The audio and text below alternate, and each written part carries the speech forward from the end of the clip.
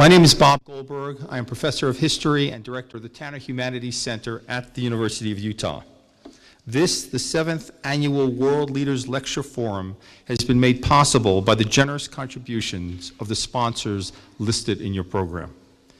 In addition to community members and students and faculty from the University of Utah, I would like to acknowledge participation in our events by Salt Lake Community College, Brigham Young University, Southern Utah University, and Utah Valley University. Also supporting this program are the administrators, faculty, and students of Olympus High School. I've asked Dr. Mara Rabin to introduce our distinguished speaker.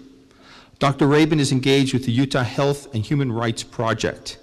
It is a service and advocacy organization that promotes the health, dignity, and self-sufficiency of refugees, immigrants, and asylum seekers who have endured severe human rights abuse. Please welcome Mara Rabin.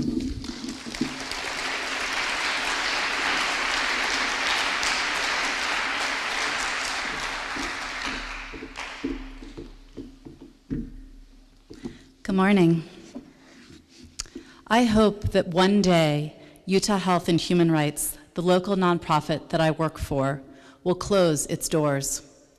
I hope that this will happen not because of a lack of funding or lack of committed staff, but because the horrific and unspeakable acts of government-sponsored violence and torture in our world will have ceased.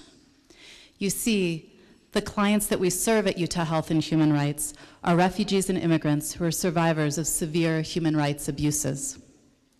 Our mission is to help these survivors heal from their deep physical and emotional wounds.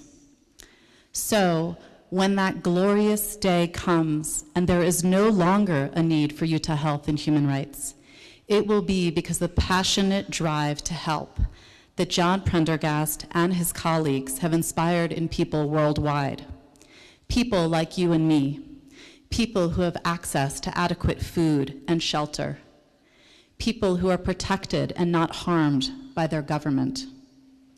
And although some of us may be disappointed or angry with Congress or our president, we are far better off than many of the world's citizens who inhabit homes in countries where the norm is violence, where the norm is poverty, where the norm is inadequate health care, where the norm is hunger.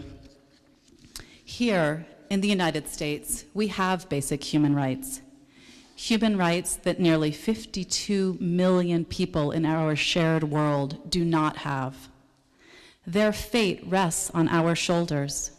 We have the collective power to stand up and demand an end to the rapes of hundreds of thousands of women in the Congo, to the genocide in Darfur, and to countless other horrors.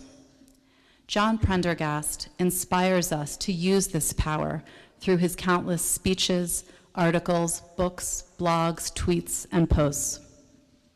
Where does Mr. Prendergast's passion to fight for those who have suffered more than any of us can likely imagine come from? I don't know Mr. Prendergast personally, but I can surmise that his passion, his commitment to the marginalized and victimized people on our planet comes from bearing witness, from empathetically sitting by the side of survivors as they recount the atrocities that they have suffered at the hands of their governments. These very same governments are signatories to many of the United Nations conventions that specifically forbid the horrendous violence that these governments have perpetrated. John Prendergast works to hold these governments accountable. As Director of African Affairs at the National Security Council, as Special Advisor to Susan Rice in the State Department, as part of the facilitation team to broker peace between Ethiopia and Eritrea, and now as the co-founder of the Enough Project to end genocide. In all this work, he has shown the importance of advocating for the victims of repressive governments, inspiring those of us in the United States to not turn a deaf ear or a blind eye to the suffering of other human beings who are not other. Rather, they are just like us.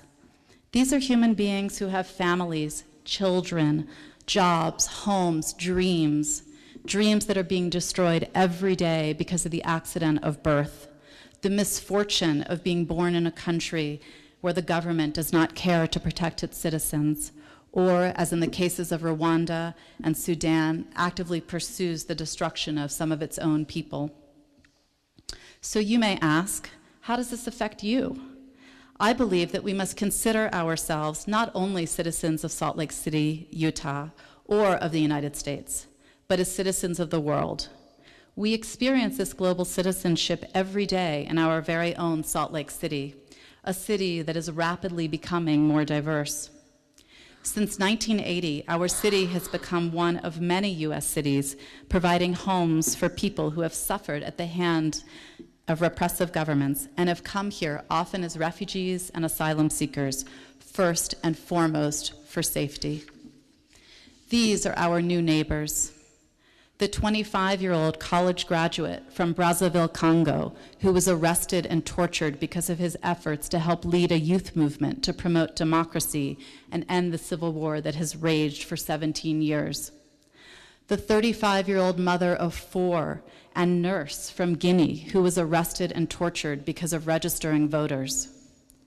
The 21-year-old orphaned man from Somalia who was raised in a refugee camp in Ethiopia, where beginning at the age of 18, he went from the camp each day to attend a combined college and medical school. These are our neighbors. These are people who do not take their rights for granted: the right to free speech, the right to vote, the right to safety, among many others. And here in Salt Lake City, in Utah, in the United States, they have found the security of a safe place. I have had the privilege to work with these survivors, and I am constantly awed by their resilience, their commitment to improve their lives, and their strong desire to one day return to their African homelands. I want to share a letter that one of our clients recently wrote to Senator Hatch. He fled from Darfur, Sudan, and spent years in exile in Libya. And then, when civil war broke out there, he moved to a refugee camp in Tunisia. He was recently resettled here. Dear Senator Orrin Hatch, my name is Mohammed Suleiman. I would like to complain through UHHR that Omar al-Bashir, who is the president of Sudan, that he killed my family and confiscated everything I own and all my property. For 10 years, I have been outside the country, and somebody needs to judge this person to bring justice to the country, and if we can get back what he confiscated from us. I want to say how thankful I am to American people and government for being given the opportunity to be here in America and live in a safe place. I would like to bring justice to Omar al-Bashir. If you have any questions or would like to speak with me, please contact me. Mr. Suleiman, our neighbor, is now living in a safe country. With this security, he now has the power to demand that the U.S. government hold Omar al-Bashir accountable for his vast losses. Mr. Prendergast has helped make this a possibility. He has helped create hope for countless disenfranchised, broken, and yet extraordinarily resilient people like our neighbor, Mr. Suleiman. So, despite the many images of darkness in Africa, there is some good news. This morning, we will hear from Mr. Prendergast, the very man who has been instrumental in bringing some of that good news through his 25 years of fierce and intelligent activism and diplomacy. He has worked tirelessly to end human rights violations and establish democratic change in many African countries. He has raised the awareness of the world's citizens to the evil that exists in Africa, from the genocide in Darfur to the abduction and forced conscription of young boys into Uganda's Lord Resistance Army, to the widespread perpetration of rape in the Congo. So today, because of Mr. Prendergast and others, there is hope. There is great hope for the future of Africa. From the depths of darkness emerges light. I look forward to hearing about the light. Please join me in welcoming John Prendergast.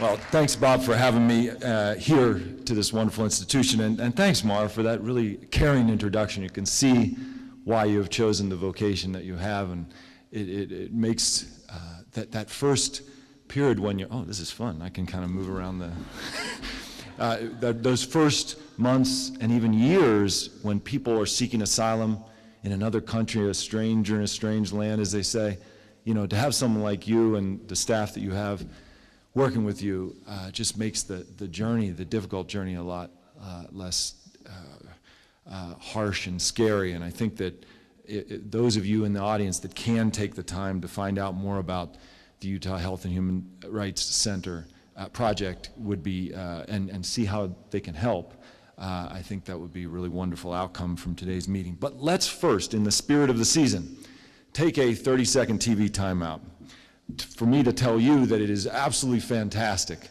to be in a town where folks really love their football. Let me tell you why.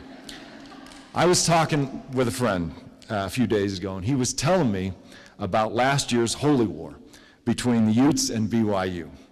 The Fandemonium game, as we know about it. What were you people thinking?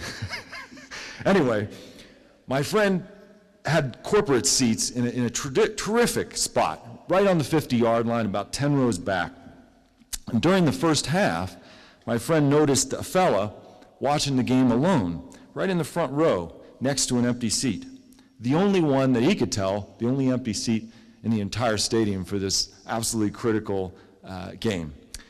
My friend is a little ADD like me, so he got fixated on how someone could not show up for the Holy War. So at halftime, he decided to go and find out. So he makes his way down to the front row where the fella is sitting, and he strikes up a conversation. He eventually asks him, you know, who does that seat belong to? And the guy says, well, it's my wife's seat. So my pal asked, well, why didn't she come to the game? And the guy responded, well, sadly, because she recently passed away. My buddy was horrified, so he gave his condolences, but he still couldn't imagine leaving that seat empty. So he asked one more question. Didn't any of your friends or family want to go with you to this crucial game? And the guy answers, yeah, but they all went to the funeral. Bada bing. Utah football fans, baby. Moving right along, nothing to see here, just moving right along. Okay. So for the next hour, if you don't walk up and get out, walk out and get up and walk out and protest, the only thing that I will ask of you, besides simply staying awake, will be to suspend all of our biases, all of our pre-existing notions, all of our stereotypes about Africa. If you're unalterably convinced that nothing can be done about some of the biggest wars in the world and the kinds of issues that Mara was talking about at the very beginning, this presentation probably isn't for you. But if, despite all the gloom and doom gluttony of the media, if you still believe that good things can happen in this broken world of ours, then I think you're in the right room here. I'm going to focus on two variables that make me a wild optimist about Africa's long-term future. First, I want to talk about stories of transformation from Africa. And second, I want to talk about the potential of people's movements to make a real difference halfway around the world, involving people like us right here in this room. But before that, let's understand the scope of the remaining challenge. Just building on what Mara said, just picking two of the conflicts that are ravaging Africa today. These Sudan and Congo host the two deadliest wars in the world since World War II, globally. Much, much bigger than Syria, as terrible as that conflict is and remains being. Those two countries alone, Sudan and Congo, have led to the deaths of 8 million people as a result of armed conflict. Millions more have been displaced, and hundreds of thousands of women and girls have been raped as a result of war. These wars are somehow directly connected to us. They're not just happening in complete isolation. For example, in the Sudanese context, the Sudan government that has committed the genocide in Darfur and been responsible for so much of the carnage in Sudan hosted Osama bin Laden for 6 crucial years while he was incubating the al-Qaeda infrastructure. 1990 and 1996. He lived in Khartoum. He built up his businesses, made a whole lot of more money that he invested in the infrastructure that led then directly to the 9/11 attacks and many other things since then. And with respect to Congo, every one of us in this room inadvertently and innocently is complicit in the violence that is occurring today in what is the deadliest war in the world by far in Congo, because the electronic instruments that all of us use on a daily basis, and many of us probably have sitting in our laps or in our pockets right now, laptops, cell phones, iPads, all the rest of it, all have raw materials that are sourced in Congo that help power all these electronics products that are in every one of them. So we're directly connected to these places, whether we like it or not. I think there's a lingering phenomenon that paralyzes individual and global responses as we contemplate, what do you do about places like Sudan and Congo where the humanitarian crisis is so deep? It's the widespread belief, I think, that many hold that Africa is a hopeless continent, filled with war and famine and basket case countries marked by tribal divisions and by aging dictators. Now, that image is still true in a few countries. We've just named Congo and Sudan, and there are many others. You all know Robert Mugabe in Zimbabwe and other places. But the vast majority of the continent is moving forward. We see positive economic growth rates that outstrip North America and Europe in the majority of African countries.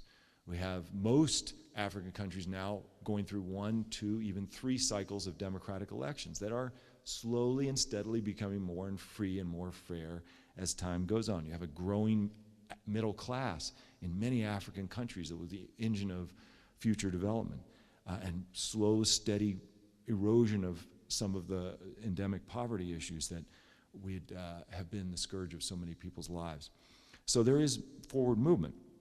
So we don't combat this perception of Africa as a hopeless continent. We'll have much more trouble, I think, rallying support for real investments in ending genocide, in stopping child soldier recruitment, in ending the use of rape as a tool of war, and all of these other war crimes that are being committed on a daily basis in some of the wars that still remain.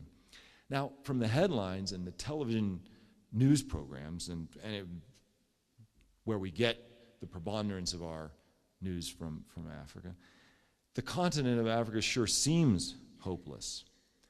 Remember the media mantra: if it bleeds, it leads. So we're only going to see usually the stories of destruction and despair, because that's what most editors, producers, and others deciding what content is put out in the mass media, that's what they think people want to see.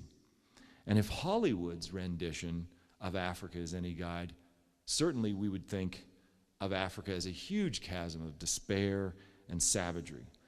I want to take this morning 4 films that have come out over the last, say, 6 or 7 years, and look at those movies and what they portrayed Africa as being, and then look at the reality today of those countries that were being portrayed in the movies.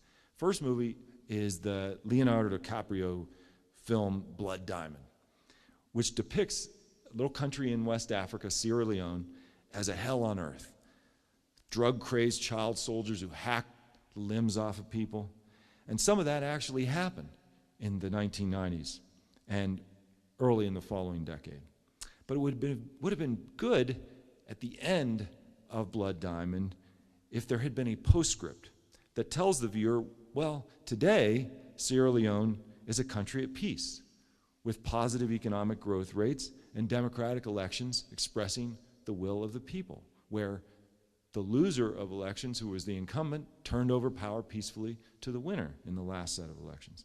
It could have added, such a postscript could have added, that some of the rebel leaders who press gang kids into military service, drugging them and forcing them to commit terrible atrocities, are now facing justice for their crimes.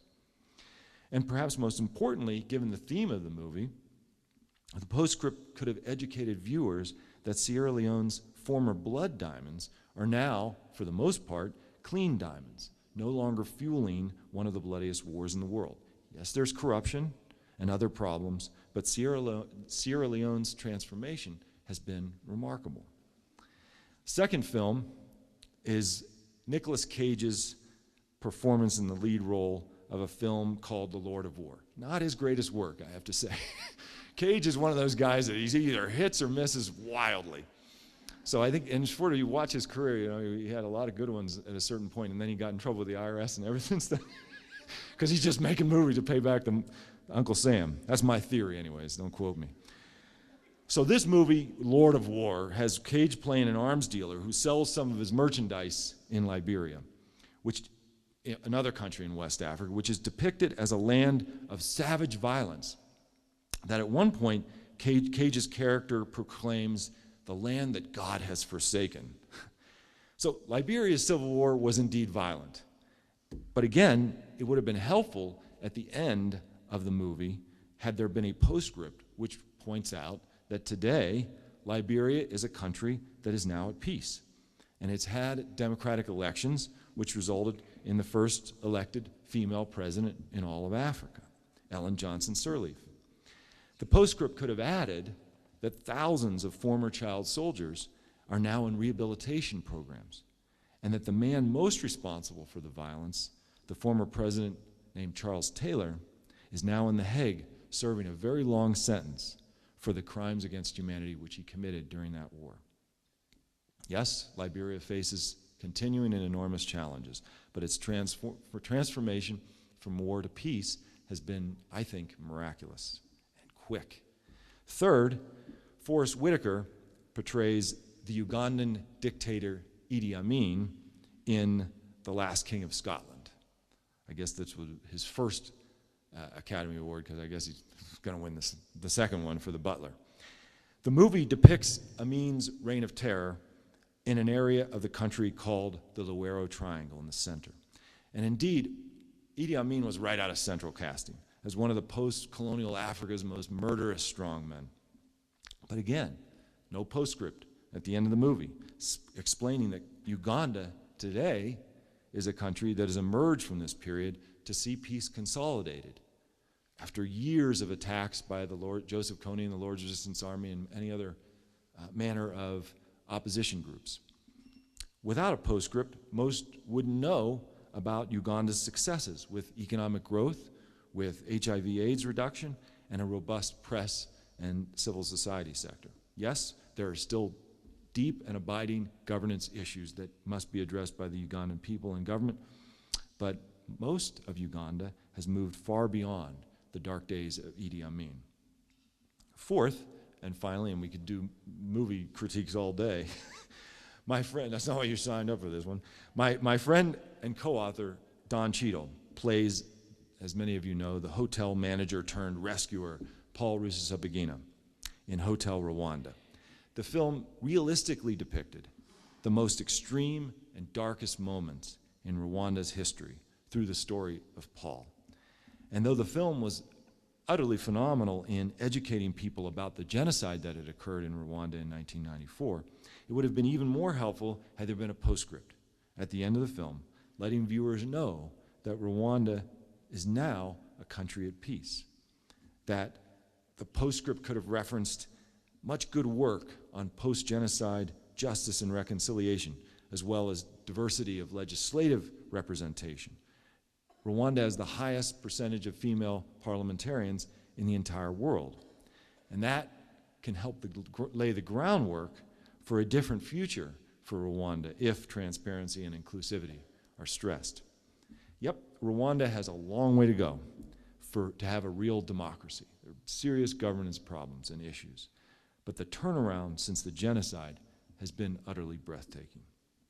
The point here is that Africa is not totally a continent of despair and of hopelessness. You scratch a little beneath the surface, and there's much hope. Most of Africa is at peace, growing, transforming economically. Africa's capacity for that transformation, to me, seems limitless. And now I'm going to shift to asking a bigger question. Is Africa really that different from the rest of the world? I don't think it is. The rest of the world's history was not on display at its moment of greatest difficulty for 24-hour news cable coverage. So we see a lot of the problems in Africa in real time. Remember, most African countries have only been independent from European colonial rule for maybe 5 or 6 decades. And let's not forget, before we judge Africa as different, that Europe fought wars of state formation for 5 centuries, at least, from the Renaissance to World War II and the Holocaust, to determine the borders that we see presently in Europe. And it still isn't finished, with continuing instability in the Balkans and on Russia's periphery over the last decade. And where was the United States 50 years into our independence? Well, among other things, there was a massive ethnic cleansing campaign against Native Americans. Listen to this account of an attack by the English Puritans led by a guy called John Mason in Connecticut on a Native American population in where they were settling. And see how similar it sounds to some of the accounts you'll read today of attacks that occur in some of the African conflicts. Here's the quote. His quote as the commanding officer: "Those that escaped the fire were slain with the sword. Some hewed to pieces, others run through with their rapiers, so they were quickly dispatched, and very few escaped. It was conceived they thus destroyed about 400 at this time. It was a fearful sign to see them thus frying in the fire and the streams of blood quenching the same. And horrible was the stink and scent thereof, but the victory seemed a sweet sacrifice." There was also 50 years, 60 years into our independence as a nation, a transatlantic slave trade, which led to the abduction of about 30 million Africans who were sold into bondage, a phenomenon that helped catalyze America's economic juggernaut, the greatest in the history of the world. At 50, the U.S. hadn't even fought its own civil war, one of the bloodiest conflicts in history on a per capita basis. So is Africa really all that different, really all that hopeless? I hope you're getting the picture. We need to hear the story that Africa is not different from the rest of the world. It's just going through their wars of governance and state formation at a later period in its history than other continents because of the interruption of Africa's natural historical cycle due to the colonial invasion by Europe of Africa. And by the way, Africa has had to deal additionally with major weapons dumping by China, by Russia, and of course by the United States, the 3 biggest arms exporters in the world, which further inflame tensions when they exist. If the world understands, I believe, if the world understands that wars can be resolved in Africa and that it is not different from the rest of the globe, and that Africa is full of transformative examples of hope, then the effort required to give peace a chance becomes a whole lot more viable and even attractive. Now, earlier I promised 2 hopeful lessons. The second one, which I want to focus on now, is the extraordinary potential of people's movements to end wars and genocide, people like us here in this room. Many of the crises in Africa have ended or been diminished as a result of people's movements here in the United States and around the world. 2 of the conflicts I mentioned already, Sierra Leone and Liberia, part of the reason why they were able to come to an end was the Blood Diamonds movement that was started by students primarily around in the United States and in Europe, saying if the American consumers are going to be sold these diamonds that are killing children in West Africa, we don't want part of those diamonds. We want to weed those out of the system. Imagine something so sacred as an engagement ring coming at the expense of attacks on helpless villagers halfway around the world in West Africa. Not acceptable. So this little Blood Diamonds movement, which students, faith-based groups, human rights activists started picketing and various stores, jewelry stores, and doing all kinds of things. It grew up into an international movement that led to a certification scheme that eliminated blood diamonds from the international supply chain, thus removing the fuel for the war in 3 wars in West Africa, not only Sierra Leone and Liberia, but also in Angola. 3 conflicts that had churned and churned because of our demand for these products. Cheap as possibly we can get them. Once that was fixed, it gave people a chance on the ground. They ended their wars. They're done. They're over. They're moving forward. Our role, direct role, because people stood up and said, this is wrong. We're not saying send in the 82nd Airborne, we're just saying let's do the right thing. A second case is a little bit earlier than that. Most of you know the history of a little bit about the history of South Africa, this period of apartheid where racial discrimination was codified as the law of the land, white supremacy.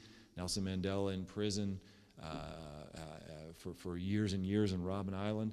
Well, slowly but surely, the news of this injustice, this horrible racial injustice, leaked out to the world, and again, students primarily and faith-based groups began to protest that such a phenomenon as apartheid, as codified racial discrimination, should not be allowed to exist in our world. So people organized, and this is all before the internet, before email, before Twitter, before any of this stuff. People organized boycotts of different products of companies that were invested in South Africa, did everything they could possibly do to creatively, got arrested in front of different embassies and all kinds of things. And eventually this anti-apartheid movement rose, built up such force that it helped influence the calculations of the regime in South Africa to release Nelson Mandela, negotiate an end to the apartheid system, and allow free and fair elections for South Africans' transition. I had the honor of working with Nelson Mandela on the Burundi peace process when he was the lead negotiator after he was president of South Africa. And he spent hours telling me and a couple of colleagues from the United States who worked with him closely on that negotiation about how incredible it was to him and his other fellow inmates at Robben Island in the prison, and isolated as you could possibly imagine, as they got little bits of news about this movement that was forming, primarily by young people. Like, why? It was amazing to them, and it gave them such hope. It helped sustain them, he said. Not me, I'm not making it up. I'm not hoping and wishing that the actions that we take on these things would actually matter. Nelson Mandela told me they did. So you can quibble about what precisely the role of the anti-apartheid movement was in bringing an end to apartheid, but one of the most important things was giving people who are actually on the ground suffering these indignities, giving them hope that other people care enough about them to do something. There's many other cases. I'm aware of the time, so I'll move forward, but the idea being that if you think about it, most major changes here in the United States even, forget about halfway around the world, at least during the last century, have come about as a result of people's movements. Think about the courage of the people who were originally pushing labor reform, the labor movement, the women's movement for equal rights and for voting, the civil rights movement as the pinnacle of such people's movement organizing, peace movement, the environmental movement. These are the things that have changed the course of human history, at least in the United States, and we can do it also for injustices abroad. And I was reminded of that by the 50th anniversary of the I Have a Dream speech by Martin Luther King and the festivities. I had the honor of speaking on the steps of the Lincoln Memorial there a couple of weeks ago, and to talk about, everyone knows what Martin Luther King did about domestic issues, but he also had this very intensive relationship and commitment to Africa and freedom and justice in Africa, and so I talked a bit about that. So these international issues and he understood people's movements and organizing can have an impact not just here in this country but also on issues around the world. And now, to get to the heart of the matter, a new human rights movement is forming, led again, not surprisingly, by students throughout the United States, in college campuses like this and in high schools even around the U.S. And it's a human rights movement that basically seeks to end extreme suffering of people halfway around the world in Africa. And it has different manifestations. You could say 3 different campaigns at least are evident. One is and many of you have heard about this simply because of the Coney 2012 video, but a long-term, last 7 or 8 years movement of young people in the United States around the issue of the terrible atrocities that Joseph Kony and the Lord's Resistance Army are committing against children in Central Africa. One of the highest rates of child abduction in the entire world. And kids in this country, young people in this country, have been engaged and learning more and more about what's happening there, and pressing politicians in our country to become more engaged and more active on this issue, not to turn a blind eye to the terrible things that are happening there. This issue has no strategic importance to the United States. There's no reason why President Bush or President Obama would have paid attention to this, or any of the members, leaders in our Congress, but they do, because there's this under the headlines, until that video, there has been this under the headlines movement of young people who are pushing and pressing their representatives, organizing in places like Salt Lake City and all across the US in districts where Congress people really care about what votes are coming from and what their constituencies are asking them to do, especially young people. Quite amazing thing that I've noticed in the course of my, say, 30 years, I guess now, of working with members of Congress and executive branch types, is they're entranced by the students. They always want to know, what are the students doing? Because they're politicians. They know you guys are going to be voting for them, and thus their careers are staked on you for the next 20, 30 years for them. So they really are interested. So this under the radar screen student movement had a major impact on Bush and Obama's calculations on what to do, and they both stepped up, bipartisan. There's not a hint of partisanship. It's unbelievable in today's Congress, where you sneeze and someone accuses you of having a Republican or Democratic cold. And this issue of human rights in Africa just keeps people together. We have worked assiduously to never introduce any partisan sniping and all that craziness in this context. And it's worked. And so we've seen a deployment, a very small deployment, remember, we don't want Americans in combat roles. This is not what we're looking for. But the American forces, with all the incredible knowledge that they have from Afghanistan and Iraq, all the counterinsurgency, that they are helping to train African forces to be able to conduct a more credible counterinsurgency campaign to bring an end to the Lord's Resistance Army. That's amazing. And the impact on the operations has been profoundly positive. It's only a matter of time, I believe that very strongly, where Coney will be apprehended and brought to justice to face the International Criminal Court charges of crimes against humanity. So there's that piece of the larger human rights movement. There is the Congo movement. I mentioned our cell phones and laptops and the connection all of us have to the deadliest war in the world, the highest rate of sexual violence in the world because of our purchase of these products, unwittingly contributing to the violence as these armed groups fight over control of the natural resource base, one of the richest non-petroleum natural resources bases in the entire world here in eastern Congo. And there is a movement in the United States that has begun over the last couple of years, focused as conflict minerals movement, basically focused on trying to bring an end to the deadly conflict minerals trade. And what has started a subset of that is something called the Conflict-Free Campus Initiative. And so again, it's students. When I last meeting with Secretary Clinton, Hillary Clinton, before she left office, all she wanted to talk about, what are those students doing on the Congo? She was plugged in on it, knew all about it, not in the headlines, but understood what was happening because she's a politician and it matters to her. So when you organize, when you do things on the issues that you care about, believe me, they're being heard, especially if you project it well and you do it in an organized fashion with other schools around the country. So this conflict-free campus initiative is beginning to impact the calculations of companies and of politicians to do better on these issues of stopping the sourcing of raw materials in ways that harm people and harm the environment. The third campaign that's part of the overall human rights movement that is student-led has been this whole, over the last, say, almost 10 years now, the Save Darfur movement and what it's morphed into. It's now focused, what began as an anti-genocide effort to stop the worst vestiges of a genocide that was unfolding in Darfur in the 2003-4-5 period, has now morphed into a broader effort to try to bring peace to these Sudans, both the Sudan and now the new nation of South Sudan that has split away from Sudan. And the movement has done all kinds of things. Students have organized on campuses and held meetings with their members of Congress and done all kinds of actions on the ground. We've had, just like with the anti-apartheid movement, which I participated in when I was younger, we've gotten arrested repeatedly in front of the Sudan embassy. We dragged George Clooney into it. We dragged a bunch of the members of Congress to go get arrested and brought to jail, which brings attention and brings awareness to folks that otherwise wouldn't know. We've got Warren Buffett to divest all of his assets from investments that are associated at all with Sudan.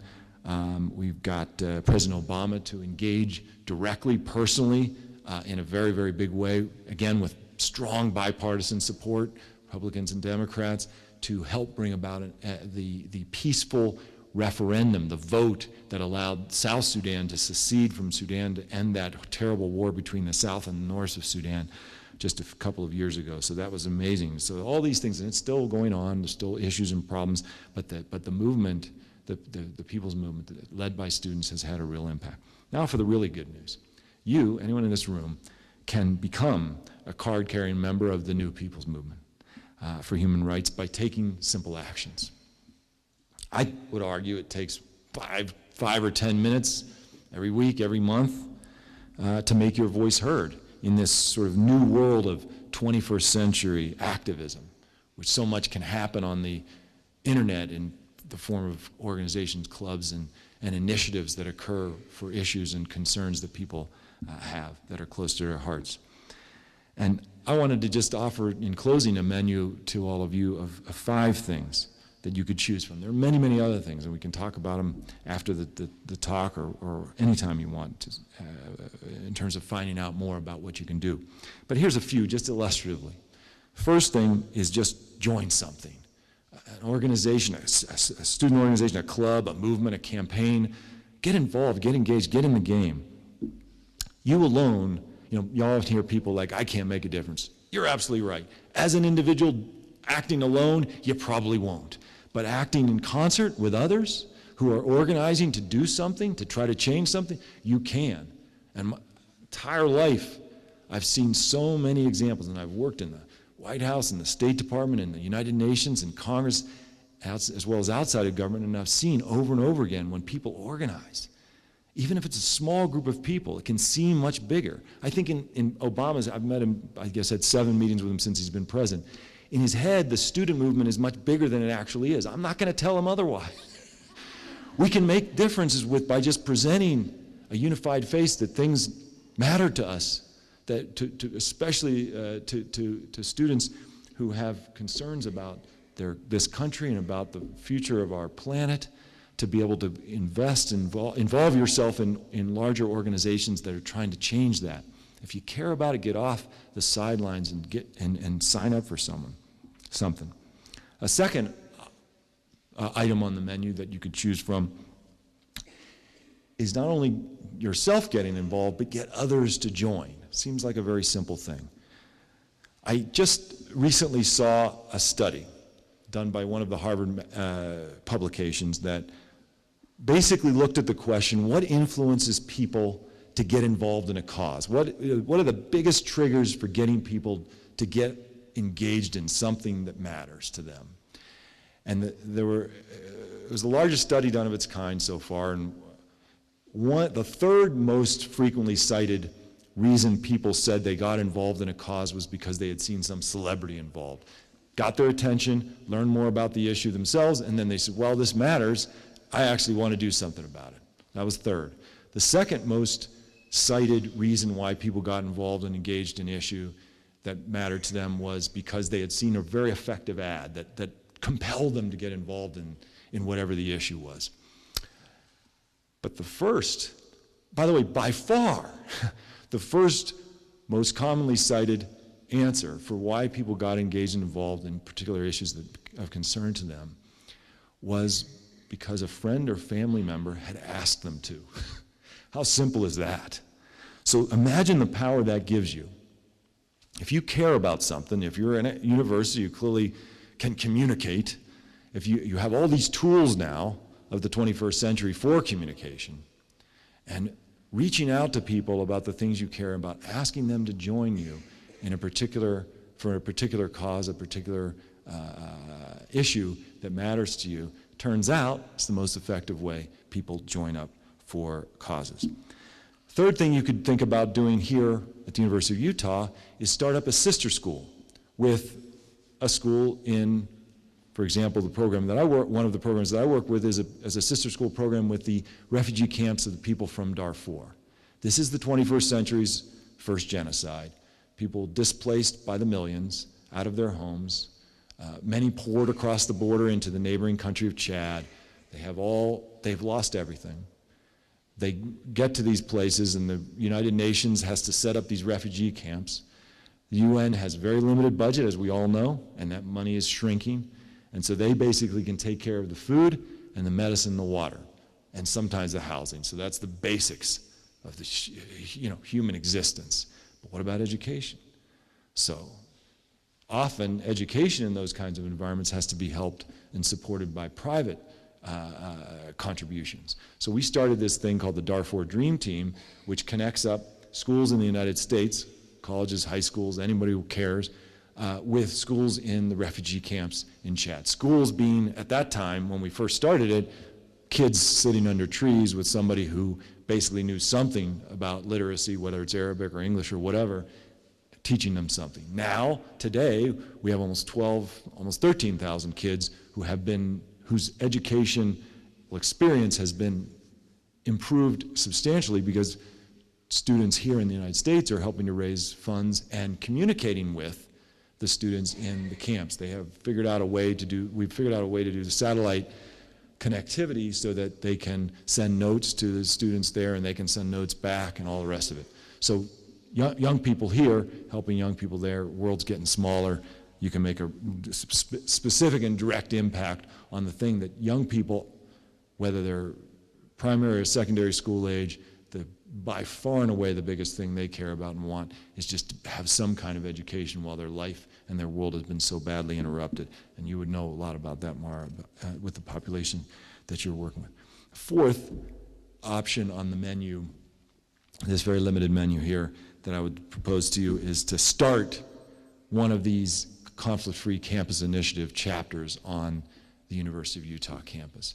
And what it basically is an effort to get the university administration, the student council, any body, the regents, board of governors, whatever exists here, to make a statement or pass a resolution largely saying the following.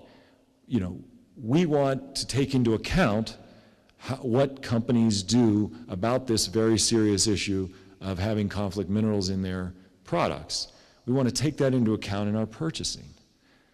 Whatever you do after that, besides just that minimal statement, it could be, okay, and we're going to, audit the companies, or we're going to do a real scrub of what these companies do, or we're going to follow a company ranking system that has been established. Whatever they do is secondary. By just sending that message that this university, as we have now about 130 campus chapters now around the United States, when the largest demographic for these products, which is you, starts complaining about a particular aspect of the supply chain of these companies, they will do something about it. It is supply and demand.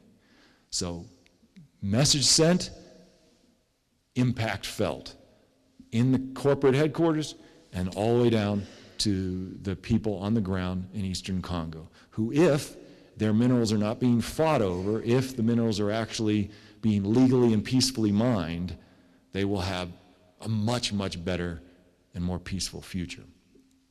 Very direct, very specific. Just like the Blood Diamonds movement, same principle. The fifth and final proposal for things you can do, very simple one, and it sort of builds off an earlier thing I said, which is, tweet, write blogs about, Facebook, share, all that kind of stuff about the things that you care about. 50%, as we all know, of Americans don't vote. A much higher percentage of that than that doesn't even get involved in anything. They don't write their members of Congress, they don't get engaged on issues, they sit and complain, because that's what we do as human beings, but they don't actually get in the game. So if you vote, and if you make your voice heard through the various electronic channels, as well as in-person ones when there are demonstrations and other kinds of old-school organizing tactics, you count in quotes, disproportionately to the one body that you inhabit, if you see what I mean, because the playing field has been vacated by the vast majority of citizens. And so when you get engaged and involved, you can make a bigger difference because other people aren't doing it on the issues that you care about. So now that we know that there are success stories and that political will can be generated, let's go back for just a second to the two deadliest wars in the world since World War II, Congo and Sudan. Through sustained diplomacy and smart policy, we can end these tragedies just like the other wars that we talked about were ended before. In both those places, Congo and Sudan, the people's movement here in the United States and around the world is demanding not to send American troops or rockets, but to help build peace processes that can bring a conclusion to these two deadliest wars in the world. I don't think it is an exaggeration to say that millions of lives hang in the balance of what we decide to do or not to do. The one thing we all have in this world is our voice. So let us raise our voices collectively for all of the survivors in Congo and Sudan and all of the other places that have suffered so much harm, and say as loudly as we can, not on our watch. Thank you very much.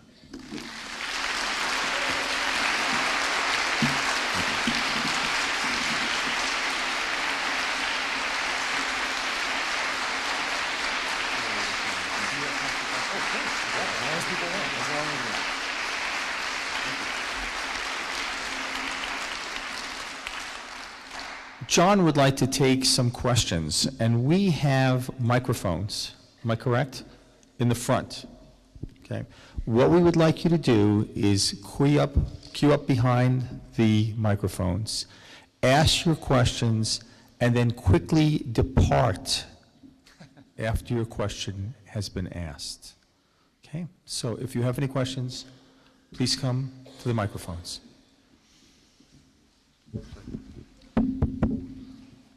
Hi, thanks a lot for coming. John, my name's Chip Hopkins, and I'm a teacher at Olympus High School.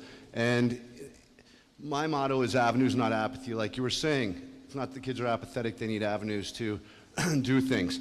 And in this age of MSNBC and Fox, as neighbors on my channel, but they don't borrow sugar from each other, what would you recommend as a viable, valid, and vital news source for any of us?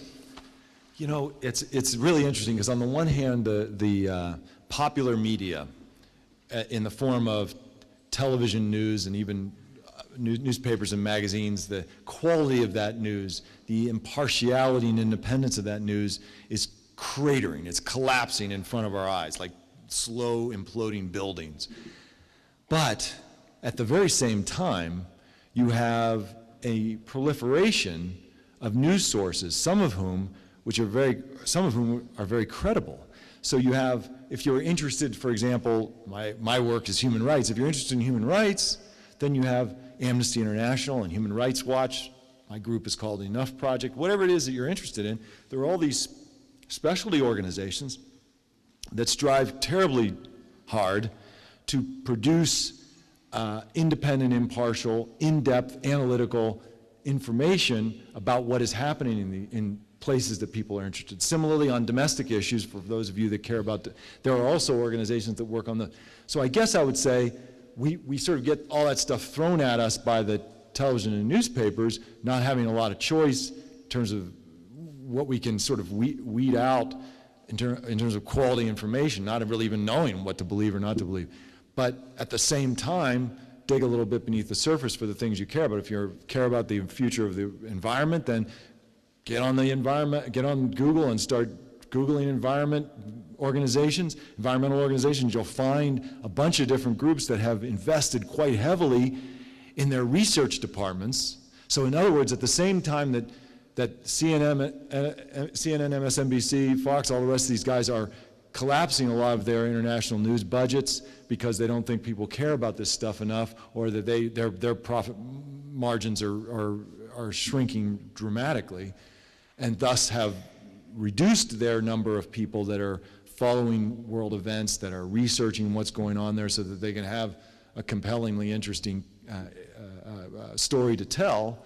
At the same time, international organizations, nonprofit organizations, are investing in the very same research capacity in order to be able to tell these stories better in a more personal way and in a more balanced way than what we would get from these polarized media centers. So there are still, bastions of quality in the traditional media. I mean, I still am a sucker for 60 Minutes episodes, that 11-minute formula of really trying to investigate and tell a story.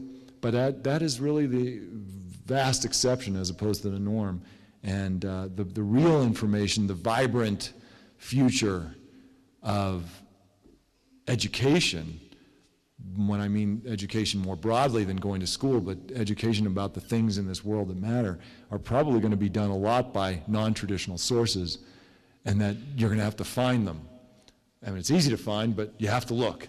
And instead of being a passive consumer of knowledge and information, of news, of analysis, to become an active one will benefit you greatly as a human being in the long run. You'll learn much more about what's really going on in the world rather than a sort of ideological perspective of what's going on and a politicized.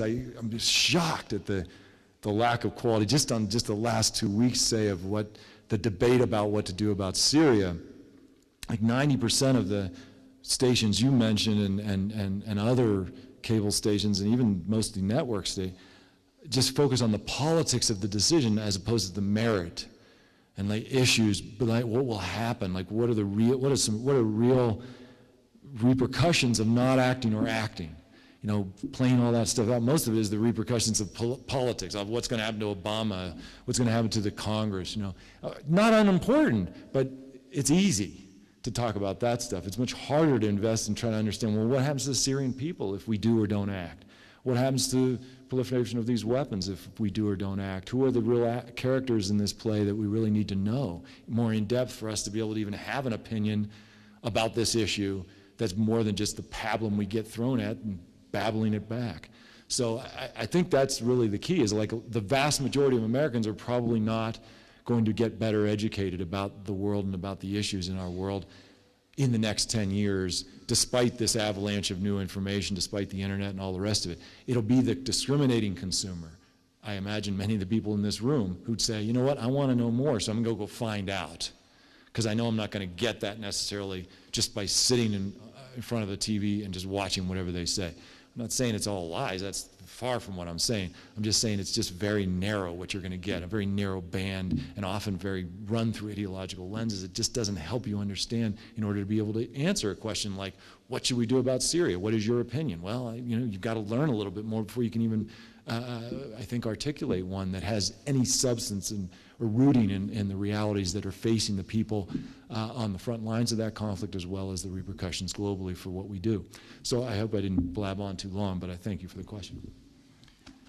Hi, my name's Robin. It has to do with your comment about discriminating consumers and the effect of people on the ground. I'll admit to being the least informed person here today, but I've read less than a handful of articles that by our boycotting companies that we can have an adverse effect on people on the ground in these various countries. So I'm curious in your opinion is if that in fact is true, and then second is it that significant? And if it is, how do we become those discriminating consumers, which I think you've partially answered already? A spectacular question, and I appreciate it a lot. If you wouldn't mind coming around with me to wherever I go next. I think we're going to New Hampshire next. Got anything on your schedule next week? Because it's really important. What happened, whenever you try to change something, I hope I remember everything that I need to tell you in this answer, but scatterbrained. The ADD problem from earlier. I would have been the guy that went down and asked the guy the question with the empty seat. So the minute we started tinkering with this, so for centuries, companies from all over the world did whatever they wanted to do in Congo. They took resources, natural resources from that country. Human beings during the slave trade than ivory and rubber that fueled the early part of our automobile industry. Millions of Congolese people died as a result of the slave labor that was utilized to export the rubber that we needed for our tire industry as it grew, all the way through the atomic bombs using uranium from Congo that we dropped in Hiroshima and Nagasaki, all the way to the present with these conflict minerals. No one had ever said, hold on a second, these essential commodities that are fueling good things or bad things, in the case of the war, well, your opinion matters in this one on World War II, no one ever said, well, what's happening to the people from where these resources are coming? So a few years ago, a group of us sat down and said, we're making no progress on the Congo issue as a war, but we haven't really made the linkages which are so obvious to us in the form of these exploding sales of electronics products. And so we started a campaign, this conflict minerals campaign, and immediately and no aspersions on them, they're just doing their job. The Chamber of Commerce, the National Association of Manufacturers, every single business association in the United States that we could think of with one or another acronym, funded a campaign to put this thing down. Because once you start messing with supply chains and start asking questions of, where'd this come from? Where did this, like, oh, really? There was slave labor? Oh, there was this, there was that, the other. It just, I'm not, sorry, Nestle. Well, wait a minute, Nestle. I'll leave that for the next lecture. You guys come back in an hour, we'll talk about Nestle. I had no idea. No, they're okay now, I think.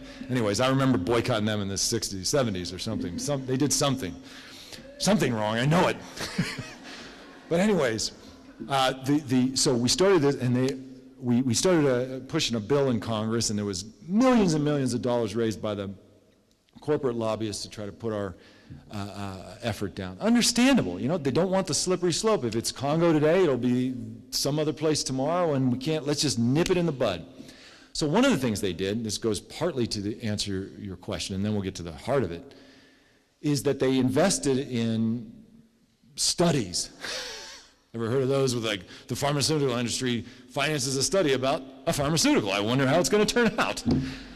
So, you know, these people who otherwise wouldn't get research grants get these grants. We're like, yeah, we'll say this is all creating terrible, and we'll use terminology that is not even accurate. So understandably in the discourse, for anyone who's spent time, and I commend you for having read some of this stuff, you'll read an article and it'll say, the boycott. Stop right there. No. We're not boycotting Congolese minerals. In fact, the Conflict-Free Campus Initiative and all of the efforts on the conflict minerals thing is to press companies to invest in their supply chains for clean sourcing from Congo. So there are mines now, Motorola, Intel, and other companies are actually investing after years of denying they had anything to do with this stuff.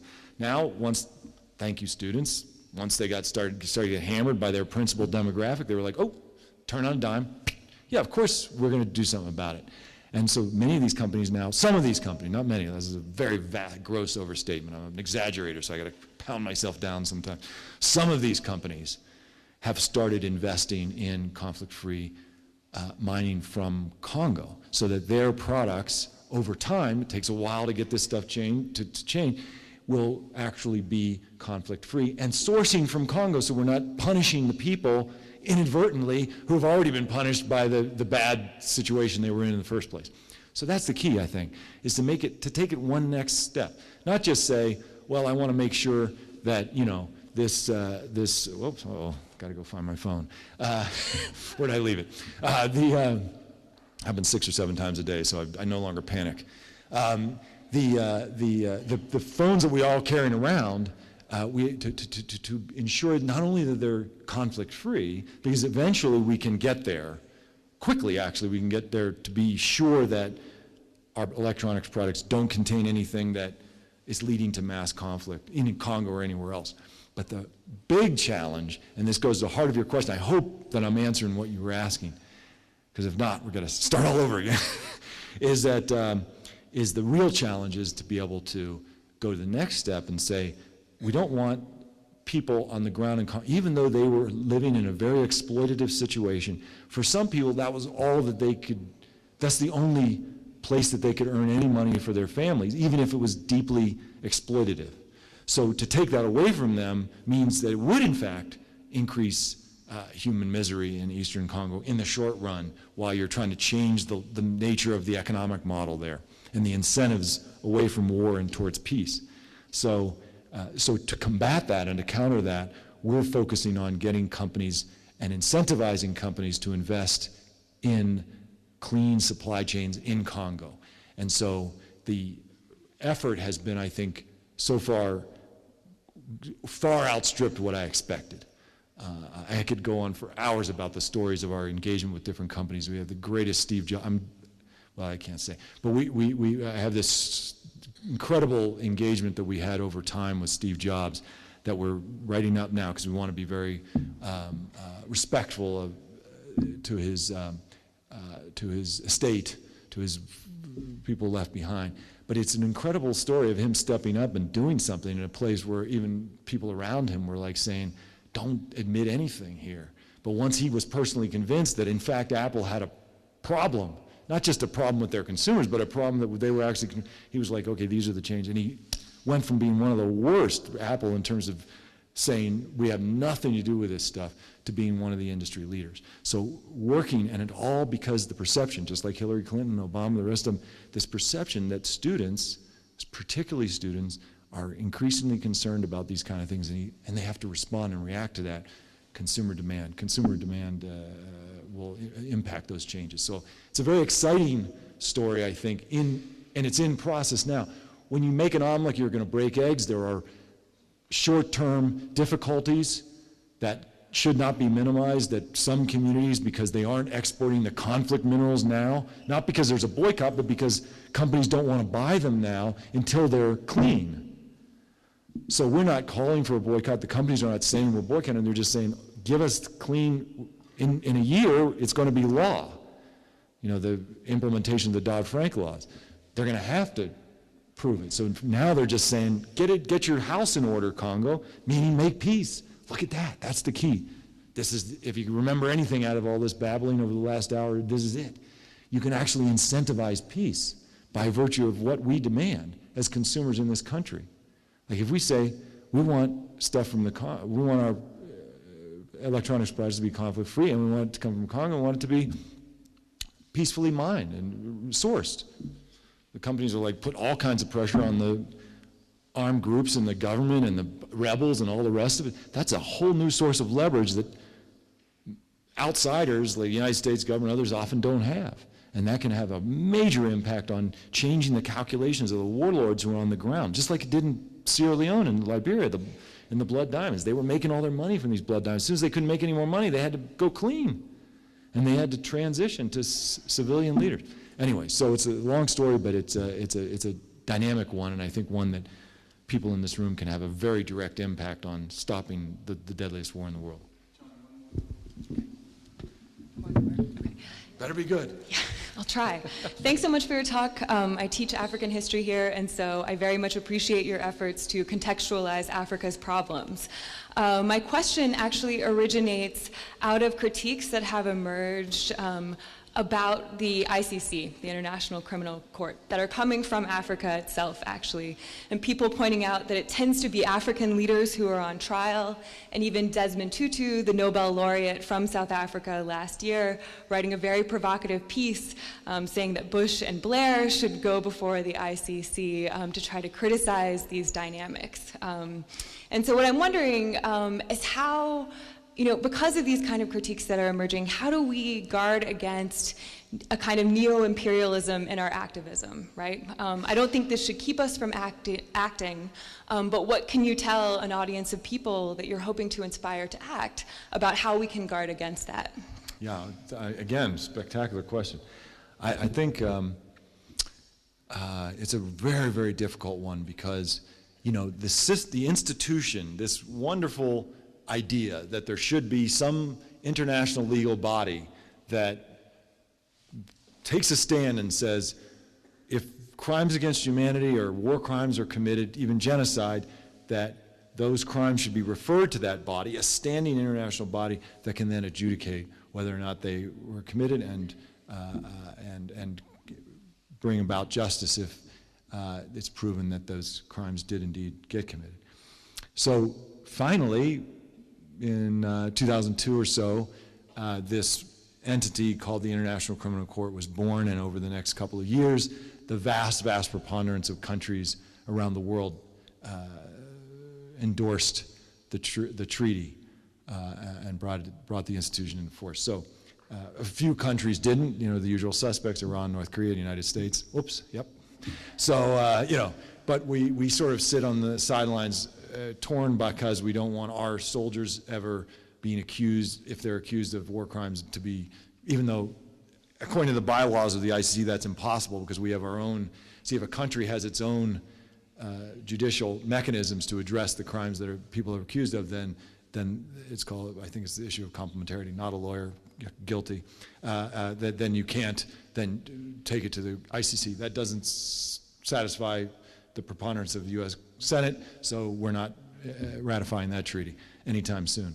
But on the sidelines, the US has been very supportive. Bush administration, led directly by Condoleezza Rice, who pushed very hard for the United States to be supportive of the ICC and the issues of justice around the world, even if we weren't a signatory to it.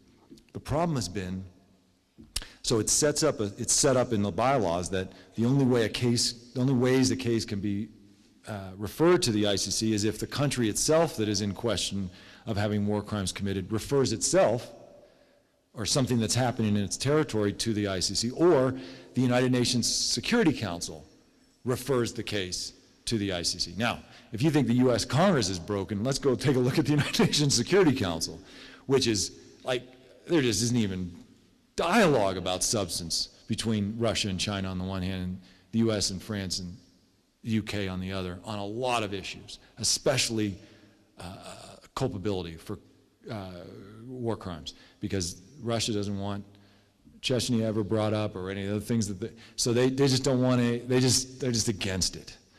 So so what's happened is, in the early period of the ICC, a few African countries, like the president of Uganda, referred Uganda, the crimes committed by the Lord's Resistance Army, to the ICC. So, because he was like, we don't have the legal capabilities at this point to try these guys and the crimes that they've committed, so we want international help and support.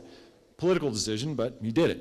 The Congolese government, the same thing. There was some militias, and they wanted those militias to be tried internationally for the crimes that they committed, so they referred themselves. And there's a couple other cases like that. And then Darfur, the one time the Security Council was referred, at the height of the horror that was occurring, incredibly, much to the credit of, again, of President Bush and Condoleezza Rice in New York, worked the Chinese and Russians into an abstention. And they allowed this Security Council resolution referring the case of Darfur to the International Criminal Court. It'll never happen again. So, so you have these that got through the door before the door got smaller, if you see what I mean. And then phase two is, whoops, we're now looking at who's in the room, who's gone through the door. They're all Africans. And suddenly, many Africans start saying, what is this? The International, what is it, the African Criminal Court? So, that's not fair. And that whole thing began to be built. And it's a reflection, just like the UN Security Council is, of every other international institution, it's a reflection of the power dynamics afoot in the world today. And I think it's very unfortunate that politically that's where we are today, because, again, institutionally and from a position of principle, it's really important to have an international criminal court in existence as a means of trying these cases and as a means of, hopefully, someday a deterrence against some of these crimes. But as long as the international system is so divided, it's very, very hard to imagine there being much forward movement on new issues and new cases. I think they'll slowly try the existing ones, but it'll be amazing to me to see new cases come online in the near future because of the terribly divided international system as we see it now. So Sorry to end on a negative note. Darn it. I was like to try. Couldn't spin that one well enough. Oh, good. Not exactly a negative note. John's books are for sale in the lobby, and John has graciously agreed to sign those books that you buy. Please join me in thanking John Prendergast for joining us.